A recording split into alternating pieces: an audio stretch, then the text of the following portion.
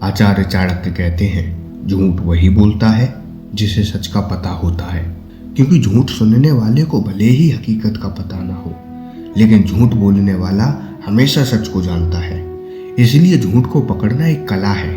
नमस्कार दोस्तों, स्वागत है आपका लाइफ फिलॉसफी इन हिंदी यूट्यूब चैनल में। आज का ये वीडियो आपके लिए बेहद खास है, क्योंकि आज हम एक ऐसी कला सीखने वाले हैं जो जीवन में हर कदम पर काम आएगी।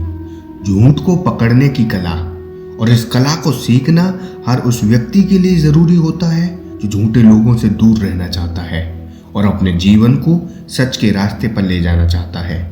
इस वीडियो में आप जानेंगे कि कैसे आप झूठ को आसानी से पकड़ सकते हैं, किन संकेतों पर ध्यान देना चाहिए और किन सावधानियों को बरतना चाहिए। लेकिन उससे पहले मैं आपको एक कहानी सुनाता हूँ जो आचार्य चाणक्य और उनके शिष्य चंद्रगुप्त की है। ये कहानी आपको न केवल प्रेरित करेगी बल्कि ये भी सिखाएगी कि कैसे आचार्य चाणक्य ने अपने तेज बुद्धि और अवलोकन से झूठ को पल भर में पकड़ लिया था। तो इस वीडियो को अंत तक जरूर देखें, क्योंकि आज आप कुछ ऐसा सीखने वाले हैं जो आपके जीवन को बदल सकता है। तो चलिए दोस्तों, शुरू करते हैं। एक दिन की बात थी। चंद्रगुप्त अपने गुरु आचार्य चाणक्य के पास आए। उनके चेहरे पर एक बेचैनी सी थी, मानो वे कुछ छिपा रहे हो। आचार्य चाणक्य ने उनकी ओर देखा और शांत स्वर से पूछा, चंद्रगुप्त, क्या बात है? तुम्हारा मन आज कुछ उदास सा क्यों लग रहा है? चंद्रगुप्त ने हंसते हुए जवाब दिया, गुरुदेव, कुछ नहीं, बस युद्ध की तैयारियों में व्यस्त था, सब ठीक है। लेकिन उनकी आंखें कुछ और ही कह रही थी। आचार्य चाणक्य ने गौर किया कि चंद्रगुप्त की बनावटी मुस्कान लग रही है और उनकी आवाज में एक हल्का सा कंपन था। आचार्य चाणक्य ने मुस्कुराते हुए कहा, चंद्रगुप्त, तुम मेरे शिष्य हो, तुम्हें मुझसे कुछ छुपाने की आवश्यकता नहीं है। बोलो पुत्र, क्या बात है? चंद्रगुप्त ने हंसकर बात टालने की कोशिश की। गुरुदेव, आप भी ना हर बार मेरे मन की बात पढ़ लेते हैं। सच में कुछ नहीं हुआ है। लेकिन आचार्य चाणक्य को समझने में देर न लगी। उन्होंने 2 मिनट के भीतर ही चंद्रगुप्त का झूठ पकड़ लिया। आचार्य चाणक्य ने शांत लेकिन दृढ़ स्वर में कहा, चंद्रगुप्त, तुमने जो कहा वो सच नहीं है। तुमने कल रात एक गुप्त बैठक की थी जिसमें तुमने कुछ सैनिकों के साथ मिलकर एक योजना बनाई थी, और वो योजना तुम मुझसे छिपा रहे हो। क्या मैं सही हूं? चंद्रगुप्त स्तंभ रह गया। उसकी आंखें आश्चर्य से फैल गईं। उन्होंने हिम्मत जुटाकर कहा, गुरुदेव, मैंने तो बड़े आत्मविश्वास के साथ झूठ बोला था। आपने इतनी आसानी से कैसे पकड़ लिया? कृपया मुझे ये कला सिखाइए। आचार्य चाणक्य ने हंसते हुए जवाब दिया, मेरे शिष्य, झूठ को पकड़ना कोई जादू नहीं बल्कि एक कला है जो अवलोकन, धैर्य और बुद्धि से आती है। आज मैं तुम्हें वही सिखाऊंगा कि कैसे तुम झूठ को पकड़ सकते हो और हकीकत को जान सकते हो। लेकिन पहले मैं तुम्हें एक कहानी सुनाऊंगा जो तुम्हें इस कला का महत्व और अच्छे से समझाएगी। एक छोटा सा गांव था, हरा भरा, शांत और ईमानदार लोगों से भरा हुआ। उसी गांव में एक व्यापारी रहता था। उसका नाम कुंवरपाल था। कुंवरपाल की घी की दुकान पूरे गांव में प्रसिद्ध थी। लोग कहते थे कि उसके यहाँ का घी सबसे शुद्ध होता है, गाय के ताजे दूध से बना, सुगंधित और स्वादिष्ट। कुंवरपाल की दुकान पर हमेशा भीड़ लगी रहती थी। लोग दूर दूर से उसके यहाँ घी खरीदने आते थे। उसका कारोबार खूब फल फूल रहा था। उसके पास धन, नाम, सम्मान सब कुछ था। लेकिन मनुष्य का मन बड़ा चंचल होता है चंद्रगुप्त। धन मिलने के बाद भी लोग का नशा उतरता नहीं है। समय बीतता गया। धीरे धीरे कुंवरपाल के मन में लोभ जाग उठा। उसे लगने लगा यदि वो घी में थोड़ा सा सस्ता तेल मिला दे तो उसे अधिक मुनाफा होगा। उसकी दुकान तो वैसे भी प्रसिद्ध थी, कोई शक भी नहीं करेगा। पहली बार उसने बहुत डरते डरते ये काम किया। उसे उम्मीद नहीं थी कि लोग इस बात को समझ पाएंगे। लेकिन आश्चर्य, उस दिन भी उसका सारा घी बिक गया। न किसी ने घी की गंध का शक किया, न रंग पर।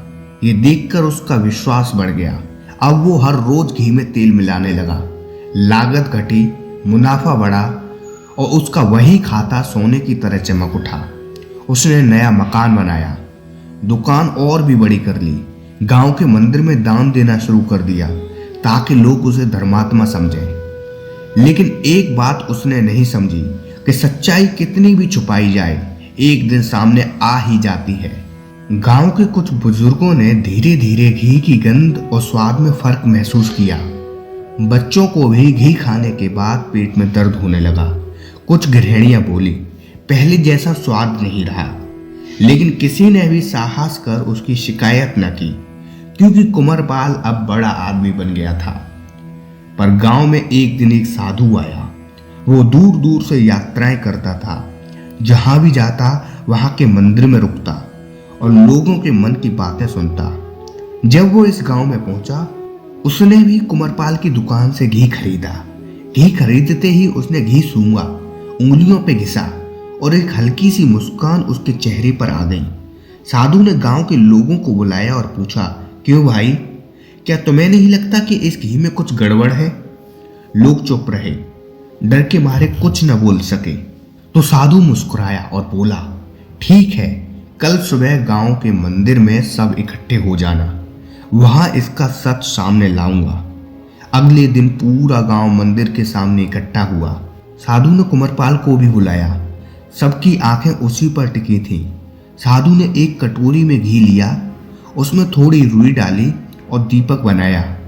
जब घी के दीपक को जलाया गया तो उसमें से काला धुआं निकला और बदबू भी आई।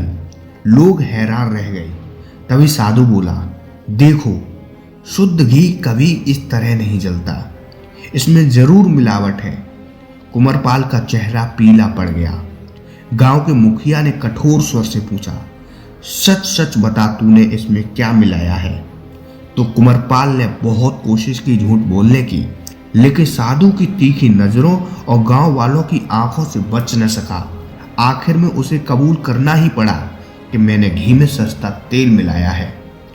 गांव में सन्नाटा छा गया।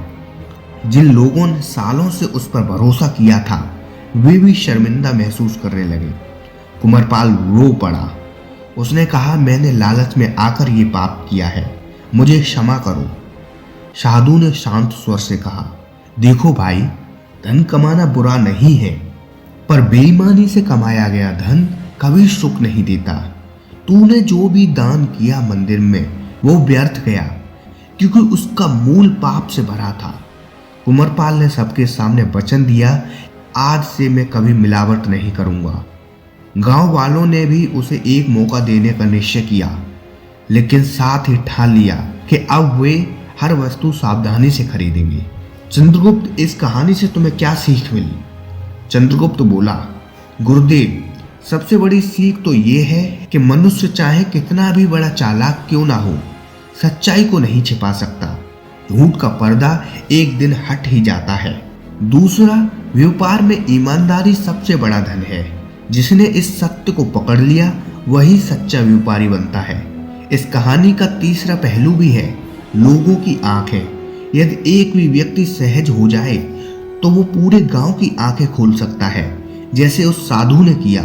इसका अर्थ है कि जब समाज की आंखें बंद हो जाती हैं तो बेईमान लोग पनपने लगते हैं, पर जब जागरूकता आ जाती है तो बेईमानी का अंत हो जाता है।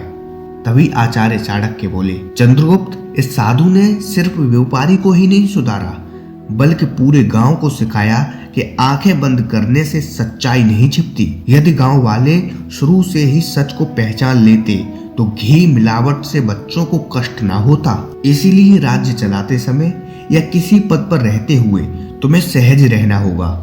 जब कोई दरबारी तुम्हें चापलूसी करे तो उसकी बातों के पीछे छुपे इरादों को देखना। जब कोई सलाह दे तो उसके मन की सच्चाई को पकड़ना।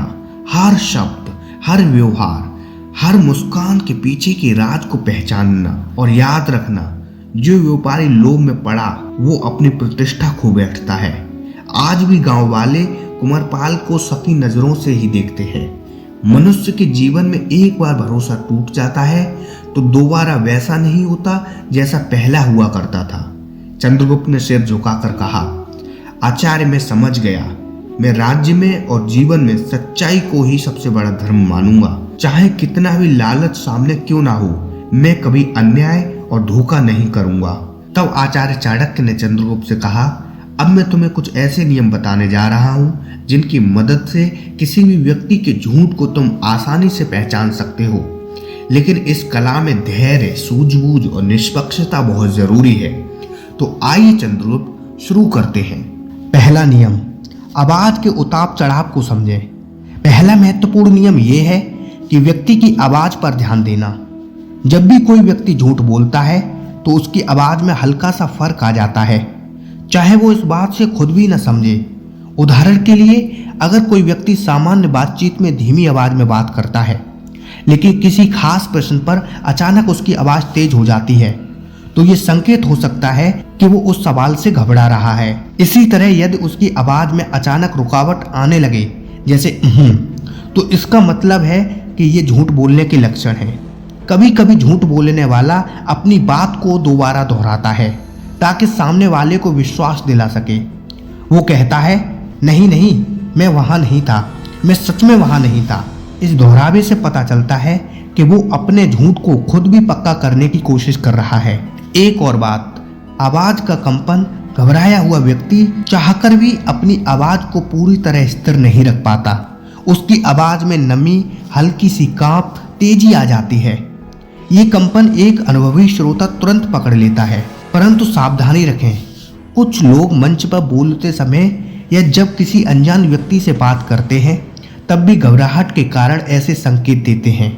इसलिए केवल आवाज के आधार पर ही निष्कर्ष ना निकालें, उनकी आंखों की गति और शारीरिक स्थिति को भी समझें।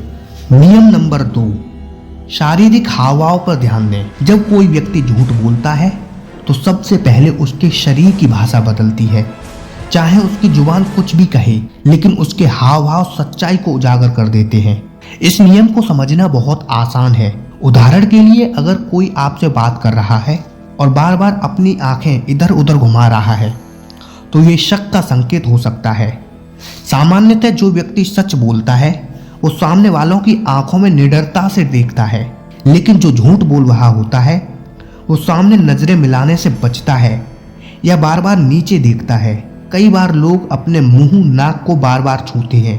ये संकेत है कि वे तनाव में हैं। जब दिमाग झूठ गाड़ता है तो शरीर तनाव महसूस करता है और उसके हाथ अपने आप शरीर को छूने लगते हैं, जैसे मुंह को, नाक को और गर्दन की ओर बढ़ने लगते हैं। इसके अलावा पैर की हरकतें भी बहुत कुछ कहती हैं। झूठ बोलने वाला व्यक्ति बार बार पैर हिलाता है, कुर्सी पर असहज होकर बैठता है और बार बार पोजीशन बदलता है। ये सारी हरकतें उसके अंदर चल रही घबराहट का परिणाम होती हैं। नियम नंबर 3, भावनाओं को गहराई से परखें। जो व्यक्ति झूठ बोलता है उसकी भावनाएं भी अक्सर बनावटी होती हैं। उदाहरण के लिए, अगर कोई व्यक्ति जोर जोर से दुख या खुशी जताने लगे, लेकिन उसकी आंखों में आंसू ना हो, चेहरे पर सच्चा भाव ना दिखे, तो ये शक का विषय हो सकता है। सच्ची भावनाएं भीतर से आती हैं, उसके लिए ज्यादा कोशिश करने की जरूरत नहीं होती। लेकिन झूठ बोलते समय व्यक्ति सोचकर भाव बनाता है, इसलिए उसकी आवाज, चेहरे के हाव भाव और आंखों की चमक में फर्क नजर आता है। उदाहरण के तौर पर, अगर कोई दोस्त कहे कि वो आपकी मदद से बहुत खुश है, लेकिन उसके चेहरे पर खुशी नहीं दिखती या वो बार बार मुस्कुराने की कोशिश कर रहा है, तो समझिए कुछ गड़बड़ है। इसी तरह झूठा दुख दिखाने वाला व्यक्ति बार बार चेहरे को छू सकता है, नीचे देख सकता है या मुंह फेर सकता है। पर ध्यान रहे, हर बार ज्यादा भाव दिखाना झूठ का संकेत नहीं होता। कुछ लोग स्वभाव से ही नाटकीय होते हैं, इसलिए बातों को, हाव भाव को, आवाज को सब कुछ सोच समझ करके सोचें। नियम नंबर 4, विरोधाभास को खोजें। जब कोई व्यक्ति झूठ बोलता है तो उसकी बातों में विरोधाभास होना स्वाभाविक है। सच केवल एक होता है, इसलिए जो व्यक्ति सच्चाई बोलता है उसकी कहानी हमेशा एक जैसी होती है। लेकिन जो झूठ बोलता है उसे अपनी बातों को बार बार बनाना पड़ता है और इस चक्कर में कहीं ना कहीं वो गड़बड़ कर बैठता है। उदाहरण के लिए, मान लीजिए कोई कहता है, मैं कल पूरे दिन घर पर था, लेकिन थोड़ी देर बाद कहता है, मैं दोस्त से मिलने बाजार गया था। ये विरोधाभास है। दोनों बातें एक साथ सच नहीं हो सकती। ऐसे ही लोग अपनी बातें बदलते रहते हैं और झूठ की परतें खुलती जाती हैं। यदि आप शांत और धैर्य के साथ उसके पहले और बाद के जवाब को जोड़ेंगे तो आपको अंतर दिखने लगेगा, खास तौर पर तब जब आप उससे अलग अलग तरीके से एक ही सवाल पूछें। कई बार वही सवाल दोबारा पूछने पर उसका जवाब बदल जाता है। ये भी झूठ का संकेत है। 5वां नियम, समय का दबाव बनाएं। झूठ बोलने वाला व्यक्ति अपने झूठ को तैयार करने के लिए समय चाहता है। अगर आप उस पर अचानक सवालों की बौछार कर दें और तुरंत उत्तर मांगे तो वो घबरा सकता है या रुक रुक कर जवाब देगा। मान लीजिए आप किसी से पूछते हैं, कल तुम कहाँ थे, और वो बिना तुरंत जवाब दिए सोचने लगता है या इधर उधर देखने लगता है, तो इसका मतलब है कि वो मन में जवाब गाड़ रहा है। जबकि जो सच बोलता है वो बिना रुके साफ जवाब दे देता है। इसलिए जब भी आपको किसी पर शक हो, अचानक सवाल करें और तुरंत जवाब मांगें। इससे झूठ बोलने वाले के मन में घबराहट बढ़ेगी और उसके चेहरे व शरीर के हाव भाव बदल जाएंगे। पर सावधानी रखें, कभी कभी इंसान सच बोलते हुए भी सोचने में समय लेता है, जैसे कि अगर सवाल पुराना हो या व्यक्ति थका हुआ हो। इसलिए केवल इस आधार पर निष्कर्ष ना निकालें, बाकी नियमों को भी साथ में देखें। अतिरिक्त जानकारी पर गौर करें। झूठ बोलने वाला व्यक्ति अपनी बातों को विश्वास दिलाने के लिए बहुत अनावश्यक जानकारी देता है। वो छोटी छोटी बातों को बताने लगता है जो असल में सवाल से जुड़ी ही नहीं होती। उदाहरण के लिए, अगर आप किसी से पूछ रहे हैं कि कल कहाँ थे और वो बोले मैं मार्केट गया था, वहाँ एक लाल रंग की गाड़ी देखी, फिर अचानक बारिश आ गई, तभी मुझे दोस्त मिला, ये ज़रूरत से ज़्यादा विस्तार है। सच बोलने वाला सीधा बोलता है मैं मार्केट गया था। बस ये झूठा व्यक्ति अपनी बातों में इतने लच्छेदार मसाला भर देता है कि सुनने वाला उलझ जाए और असली सवाल भूल जाए। ये भी झूठ का संकेत हो सकता है। इसलिए सावधानी से यहाँ भी ज़रूरी है। कुछ लोग स्वभाव से ही विस्तार में बात करते हैं, इसलिए इस आदत को पहले समझें। जब किसी विशेष विषय पर उसकी बात असामान्य लंबी हो जाए तब सतर्क हो जाएं। अगर आप इन 5 नियमों को लगातार अपने जीवन में आजमाते रहेंगे तो कुछ ही समय में आप भी असली और नकली बातों में फ़र्क पहचानना सीख जाएंगे। वीडियो कैसी लगी कमेंट करके बताना। और ये जो चैनल है ना, ये तुम्हारे लिए ही बनाया गया है ताकि तुमको ये भी जानकारी साथ के साथ मिल सके। चैनल को सब्सक्राइब कर लो, इससे तुम्हें बहुत फायदा होने वाला है। जय हिंद, वंदे मातरम।